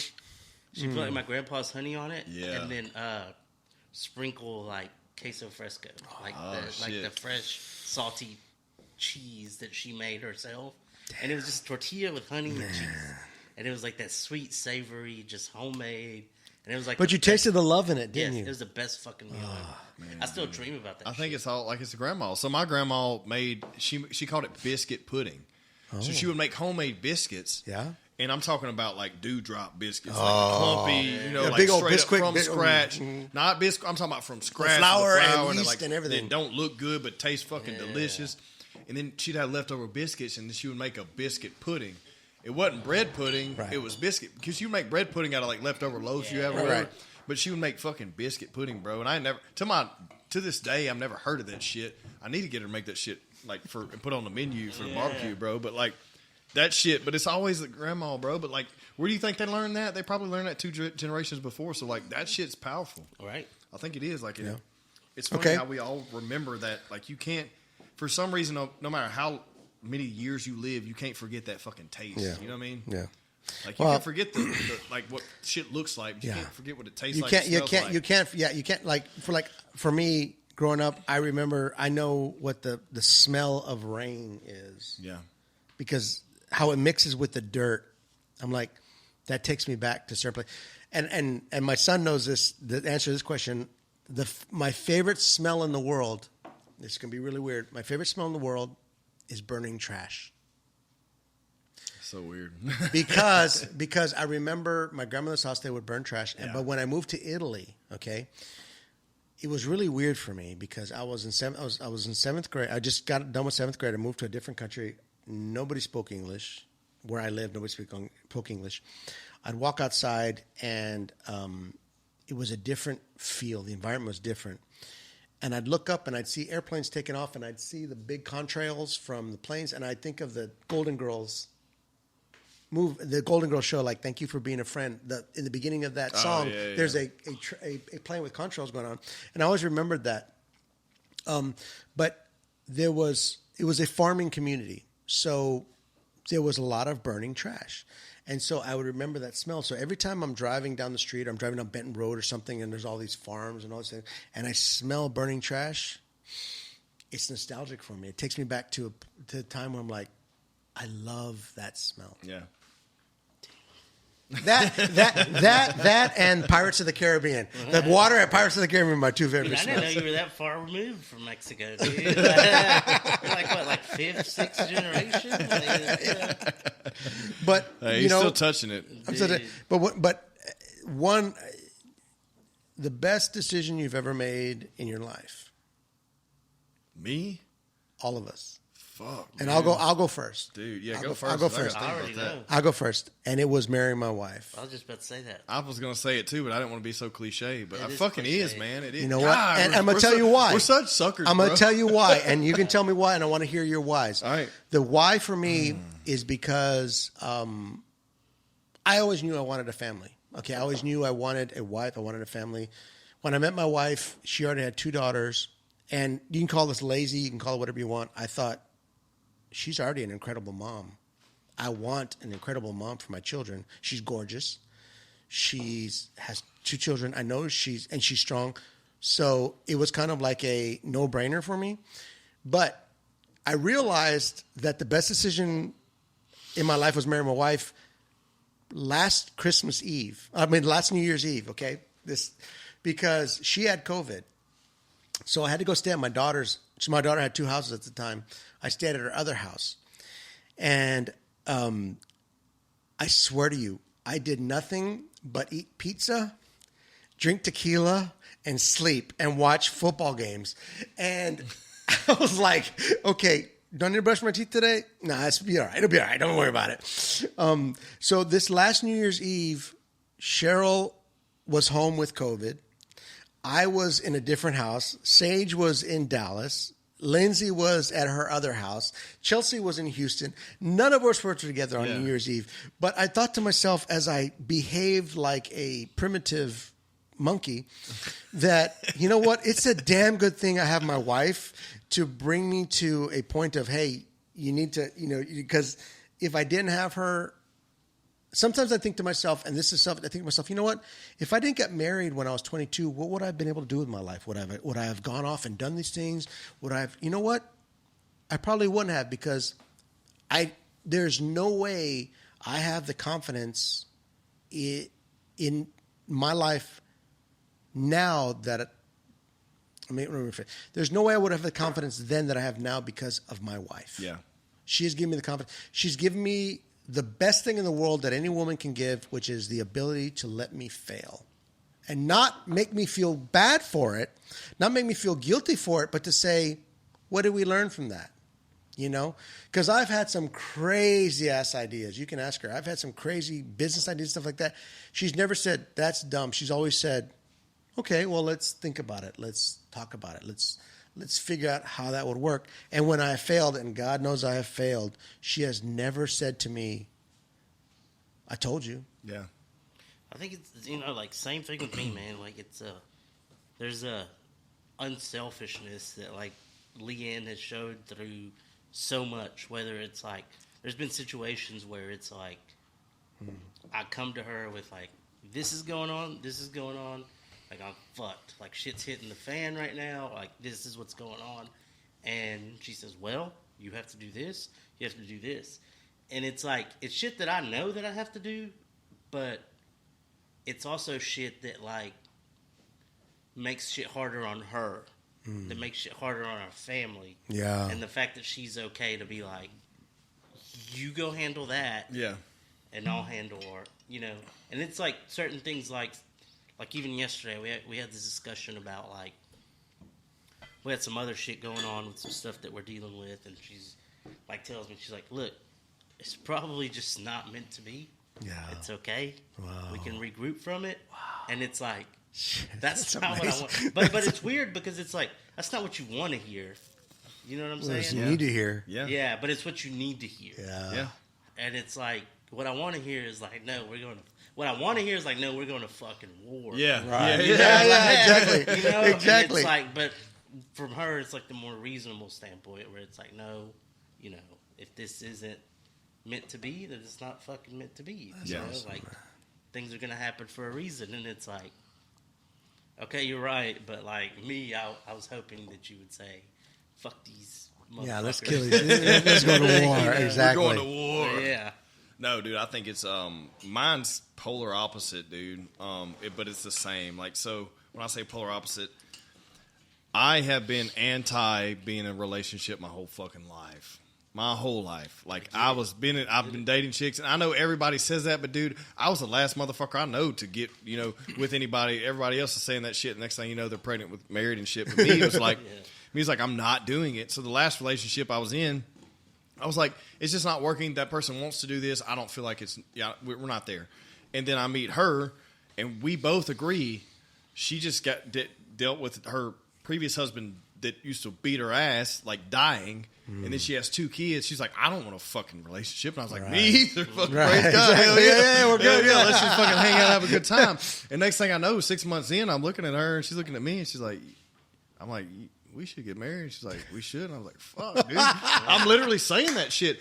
And like, I did it so against the grain, and we are so against the grain, whereas she will, sometimes I'm too fucking, sometimes I need a motherfucker to check, kind of like you. And sometimes, but like in the situation, you need somebody to go, whoa. No, I need somebody to tell me I can't fucking do it. That's the problem. Like sometimes it's like, sometimes it's like, okay, I have an idea, but I don't put enough energy into it, and then it's not a matter of support. It's like, I don't know if you should do that. She's a little hesitant, and that fires me up even more. She gives you the what ifs. Yeah. Like, what about this and what about this? I'm like, you know what? Fuck it. I'm just going to fucking do it, and we'll figure it out later. So it's a little different, but at the same time, she gives me a different motivation. But that's what you need. She gives me a motivation, and she's also giving me a family, which I didn't think I wanted, but I've always fucking wanted. But I didn't know I wanted it. You know what I mean? So it's like, now I have kids, I have a wife. I don't need anything else, bro. And I have fucking 4 businesses now. Like, you know what I mean?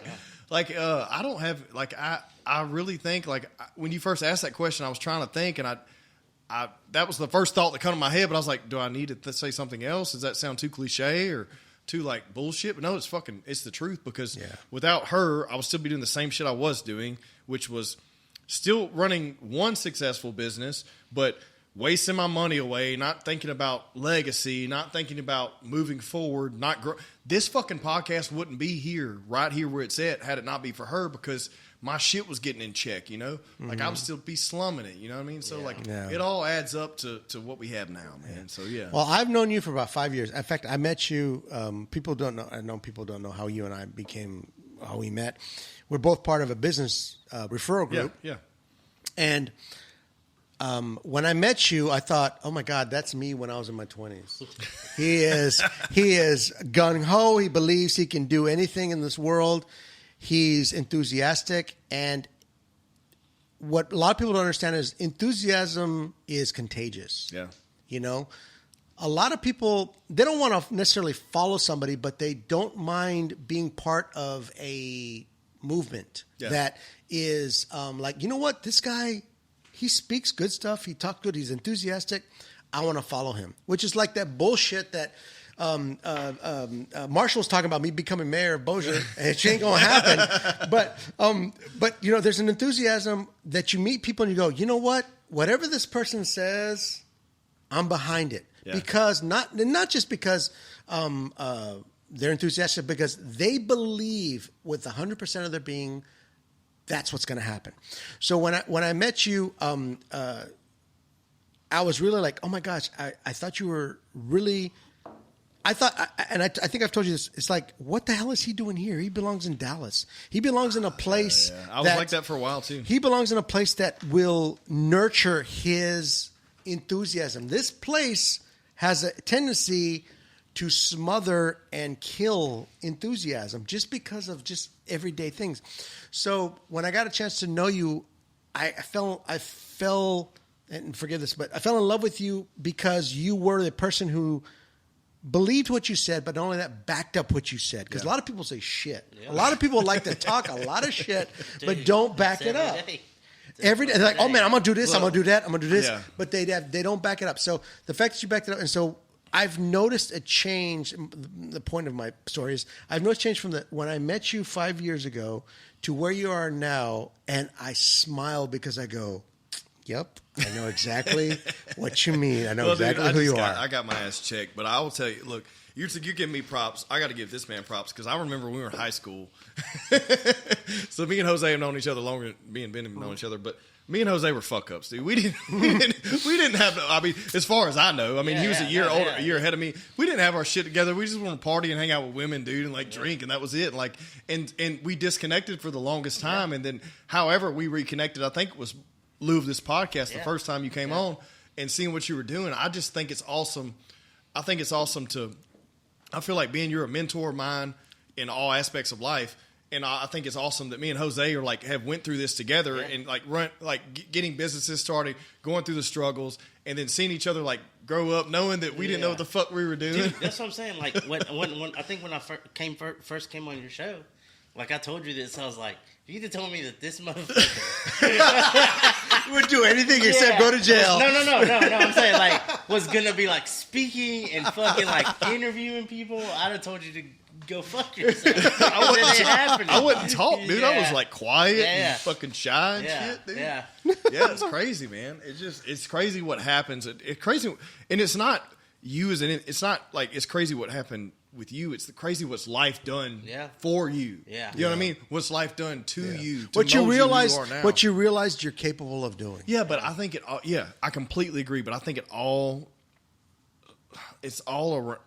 strays around who you've been around and who you communicate with and who you spend time with, and that's why you become who you are. Yeah. Because if you don't have anything to bounce anything off of, like had I not got into this whole new industry, I wouldn't be sitting here doing this. So like I think like the marketing and the you talking to people and being just straight up fucking honest and no bullshit, no holds barred, like that's created what I have now. But I do think that at the end of the day, it's not anything I did. I think it's everyone around me. Yeah. Right. And just how it fell Yeah. into place. I gained a love from tequila for being a piece of shit and just wanted to get drunk. And, you know, There you go. And then I learned, like, okay, and same thing with craft beer. Like, I got that shit kept evolving, and then I was like, okay, well, there's this and that. And as you get older, you get more level-headed, and Yeah. you start to appreciate things for what they are. And there's certain people in your life that influence you on, like, this and that, and it just fucking happens.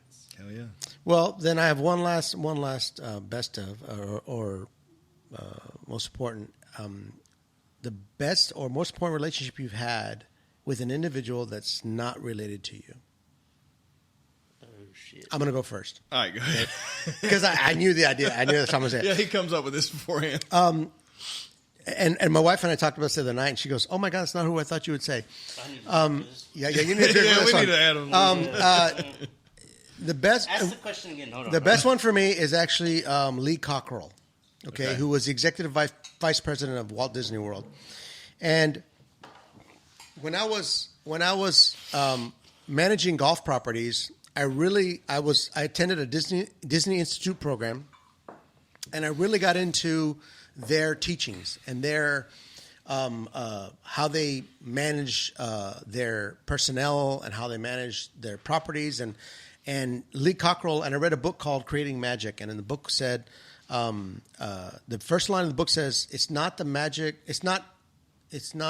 that makes it special, it's the way we work that makes it magical. Or something like that. I don't know, I've had a lot of tequila. But basically what it said was Disney is what it is because everybody adheres to a certain everybody marches to the same beat, the beat of the same drum. Okay, so he was doing a seminar type of thing here at First United Methodist Church, and I saw it and I was like, oh my God, I believe in that so much. I agree with it. I want to do it. So I bought like the first 6 tickets to it. I went to church, I bought it, and they said, you just found out about it? And I'm like, yeah. It's like it's so good. So it's like, well, okay. So and I texted and I sent a message to Lee. I'm like, look, I think this is a great thing, and it's leecockrell.com. I said, this is a great thing. I think you're doing is wonderful. And then I was asked to speak at a business luncheon for this program, and Lee's like, hey, we need to get you working down there for us. I'm like, I would love to, because at the time, not Disney today, at the time, I really believed in their beliefs and everything they did. So my wife and I, they had a business luncheon, and my wife and I invited, I took my wife with me, and we spoke at it. And then I actually spoke at the one of the services that was televised. I said, look, I said, what I learned in the Disney Institute is far superior to anything I ever learned in college or business school or anything like that. I said, and I'm gonna give you an example of it. I said, when we went to Disney World, we did all these great things and we had all this great time, and then on our way back, we were at Atlanta International Airport, and my son Sage and I were walking through the airport, and we decided to get something to eat because we're on our way back, and the lady goes, "What you want? What you want?" I was like, hot dog and a bag of chips. And she's like, all right. She gives it to us, and we're walking away, and Sage looks at me and goes, we ain't in Disney no more, are we? I said, no, we are not. So, but he understood the lessons that were taught. So I have actually been able to create a relationship with Lee over the years, and every time he's in town, we have lunch or breakfast or something like that. And although and this is very interesting, although we disagree 100% politically, together we agree on what makes a business operate, what brings customers back to your business, and what motivates and keeps your employees together.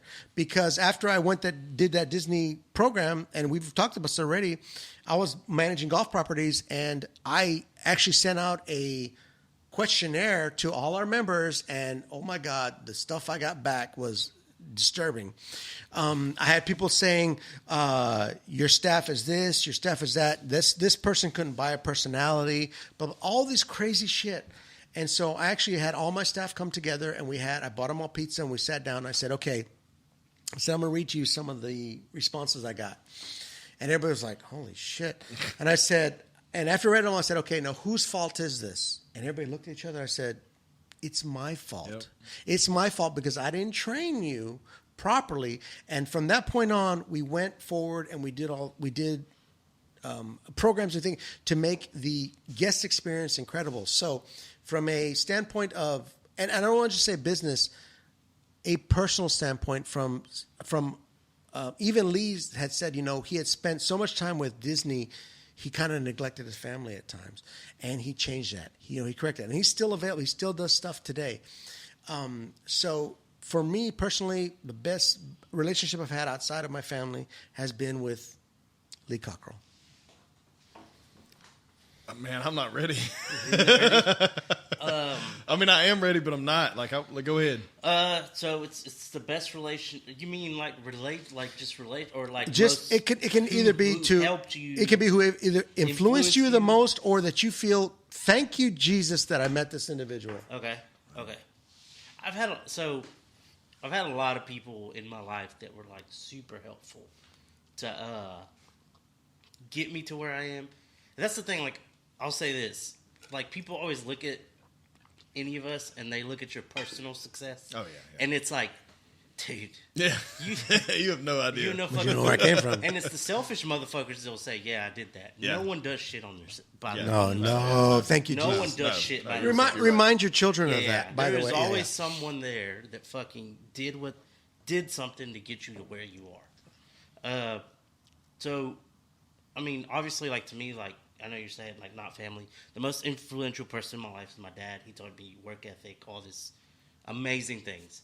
We'll get into that later. I would say, as of recent, as a professional, it would probably be my business partner's dad, Glenn, who has actually wonderful. Yeah, because so he's an investor in our company.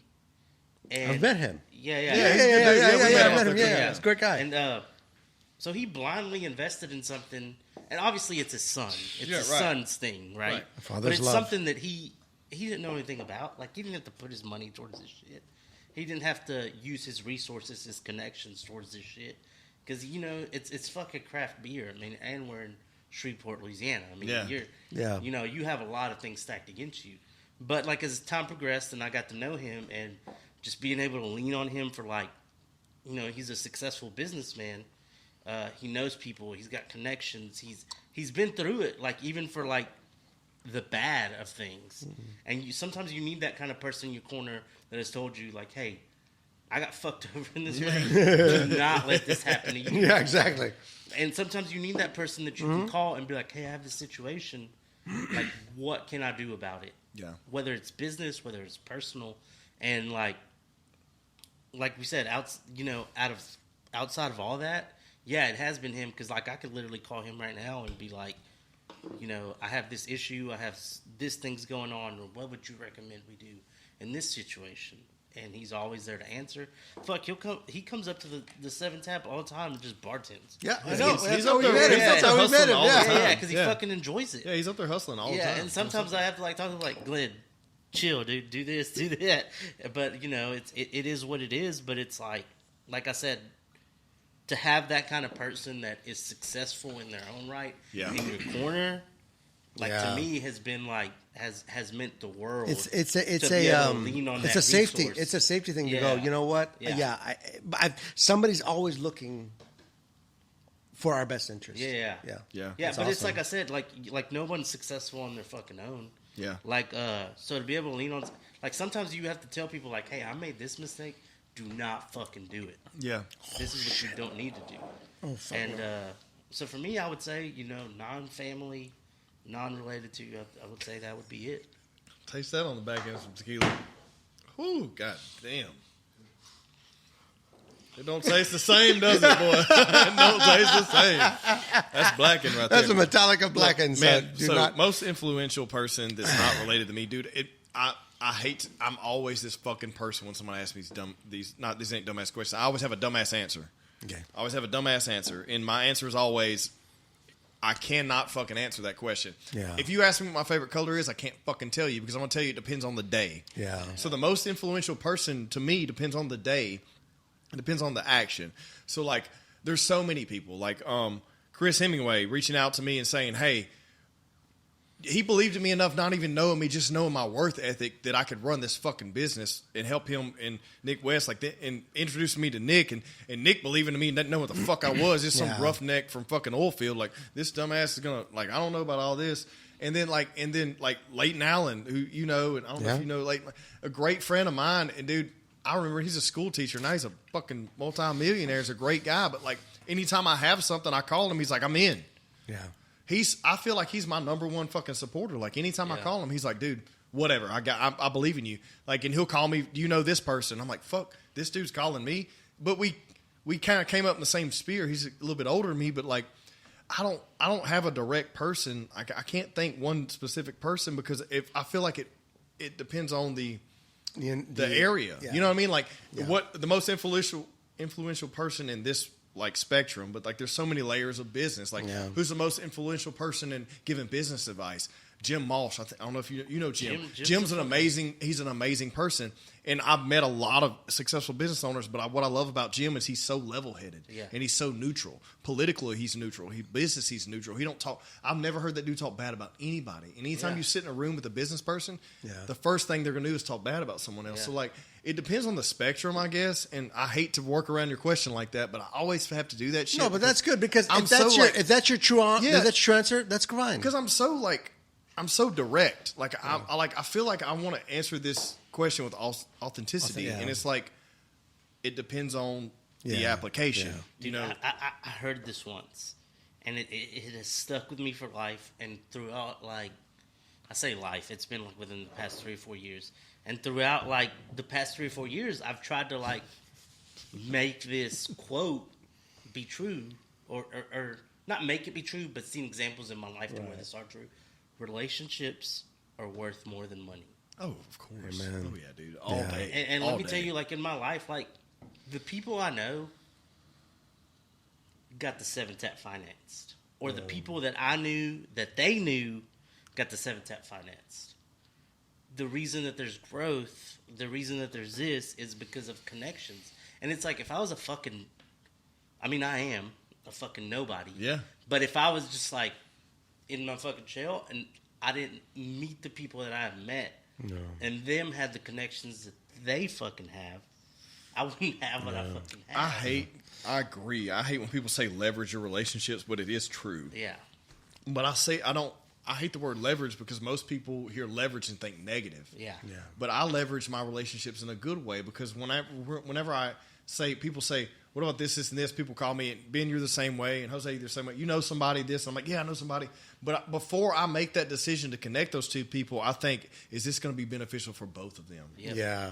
Not it's just going to be beneficial for just one person. Right. Because if it is, then I'm creating a bad connection therefore, I guess I'm leading with a selfish intent at first, but then also selfless because I'm like, okay, is this going to reflect bad on me, but also are they both going to get something out of it? You know what I mean? Yeah. So, well, what's funny is when Cheryl and I were talking about this the other night, I'm like, different topics, and she goes, "That's not who I thought you would say." I was like, "What?" She said, "I thought you'd talk about Pete," and I want to just take a minute, really quick. Pete. There's a man in my life. His name was Peter Ross. I met him in Hawaii. He's a godfather of my child, Sage. Now Pete passed away in 2010. Pete was, let me put it this way. When you didn't feel like you had a good father, you went to look at other people who were good fathers and you wanted to emulate what they did. Yeah. Right? There was 2 men in my life that I wanted to, when I watched fathers, there wanted to be. One was Chris McLaren, who was the guy I worked for in Hawaii. We did architectural windows and doors and stuff like that. We sold windows and doors in Hawaii. When his wife would I'm not going to talk about it, but when his wife would bring their kids into our store, he would stop everything he was doing. He would put it away. He had a file folder that was metal, and he'd close it up, and he'd take it, and he'd move it out of the way. Why? Because his child might hit their head or hit it, and cut themselves. He was always concerned about his children, and I would watch that. And one thing about me How is old were you? no, this was after I met. So you were grown. Okay. I was like Okay, 22 okay, and 22, 21, 22. I've always been an observer of people. But when I watched how Chris was with his family, I said, that's the type of father I want to be. Yeah. Pete, I worked at JN Automotive Group when I worked for Lamborghini. Pete was one of the guys, and I ended up meeting him. And Pete was just really this cool guy, and he was this guy who I didn't have a problem talking to him. One day we went to deliver a Mercedes in Kaneohe, and he goes, I'm in a Maserati behind him. He's in a Mercedes SL 600, and we pull over to the side of the road. I'm like, why are we pulling over? And he puts the top down, and then he comes out of the car and walks towards me and goes, here, you drive it. So he goes, follow me. So he takes the Maserati and goes, and I follow him, and we go through here. And then we go to this place in Kaneohe, and it's his house. And I'm like, what is this? He goes, this is my house. And he hands me a key to his house. I'm like, what's this? He's like, this is a key to my house. If you ever need it, you can have it. Nobody in my life has ever, I'm like, well, you fucking gay? What are you trying? Nobody in my life has ever been this nice to me. Yeah. Okay. And over time, we developed a relationship where I realized he never had a son, and he looked at me as his son. Yeah. And I would come into work on a Thursday, and he knew I was broke. I come into work on Thursday, and I was a lot attendant. Okay, so I wash cars, I deliver cars. On my little desk outside, which was you even call it a desk, was a bag with a Egg McMuffin, orange juice, and hash browns. And nothing else, just said, enjoy. And he treated me like a child he never had, and he taught me how to love somebody unconditionally because I was not his blood. Yeah. I was not anything related, but he saw something in me that I don't even understand and thought I should be taken care of. The first Thanksgiving I ever had on my own, I had at Sizzler by myself. Cheryl loves this story. She hates this story. Cheryl is that I had Sizzler by myself on Thanksgiving, but I had to have that. I needed to have that for myself. But I would see him a couple times a week, and he'd text me or he'd call me and go, hey, have you eaten yet? I'm like, no, I haven't eaten. Not have you eaten yet. Have you eaten today? Yeah. Is what he was saying. I'm like, no, I haven't. And he would bring me food. Okay. For Christmas, he brought me all this stuff. He passed away in 2000. When did he pass away? In 2010? Yeah. He passed away, and it broke my heart. He was the dad I never had. And we went, and he was the godfather of my child because I knew if anything ever happened to me, he would be the person to make sure that my son lived the life that I wanted him to live. And so outside of a professional thing, he was the most influential person in my life because he loved me as a child that he didn't have. And he taught me how to love somebody that is not of your blood greater than somebody who's of your blood. Yeah. Yeah, that's pretty, hey, dude, that's pretty thick. That's pretty thick right there. No, that's what's up, though. I mean, That's what's up. so many people aren't able to experience that. They really aren't. So many people never get to experience anyone giving a shit about them at all, much less someone who isn't of their blood. Because honestly, we don't get to choose our blood, and a lot of times our blood don't give a fuck about us. Like, it just is what it is, man. Yeah. Well, we gonna end it on that thick note, man, because we're almost close to 2 hours here, man. Oh yeah. What else? We got anything else we need to talk about before we wrap this thing up? No. Hey, what day? When are we making? We're cooking at 7th Tap on the 19th. 19th is Saturday. Come Saturday 7th Tap. night. We're going to do night. We've got Yeah, night we're shift. doing evening time. We're doing We're night going to do shift. evening time. We're going to have some great Jose was like, y'all can't green be coming chili early, man. You got to come with let's the people do it. here. Let's do an evening shift, and we're gonna try to draw a crowd. I think we have some good music that night. I think it's gonna be good for all of us. Hell yeah. Wonderful. I'll bring my wife. She can drive me home. Yeah. There you go. Cheers, All right. gentlemen. Cheers. Love you guys.